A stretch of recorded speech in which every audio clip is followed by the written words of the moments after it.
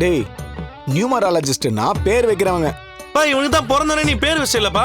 இப்போ என்ன பேரை மாத்த போறானாமா? எனக்குன்னு வந்து வைக்கிறானே. எனக்கு இல்லடா, இந்த வீட்டுக்கு ஒரு பேர் வைக்க போறேன். ஓ என் கணித வல்லுனரா? அப்படி சொன்னதானே எனக்கு தெரியும். டேய் மனோஜ், இவங்க கிட்ட எல்லாம் போய் இதை சொல்லிட்டு இருக்க பாரு.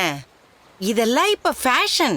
அவனுக்கு என்ன தெரியும்? அவன் கார் ஓட்டுறவன் தானே. அத்தை, கார் ஓட்டுனா அவருக்கு எதுவும் தெரியாதா?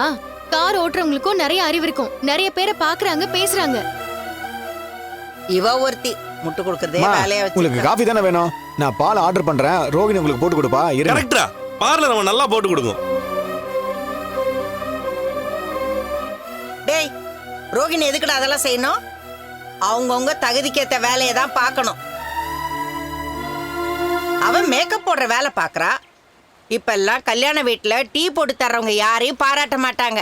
இதே கல்யாண பொண்ணு அழகா இருந்தா இவ்வளோ அழகா பொண்ணுக்கு யார் மேக்கப் போட்டதுன்னு தான் கேட்பாங்க. என் மருமக அப்படி ஒரு வேலை செய்யறவ. அவ கிச்சன்ல போய் நிக்கணும்னு என்ன அவளுக்கு தலையெழுத்தா?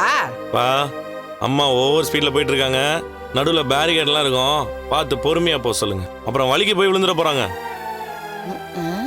ஒரு வீட்டை வாங்கினதுக்கு ஏதோ தஞ்சாவூர் பெரிய கோயில் வாங்கின மாதிரி ஓவர் சீனு.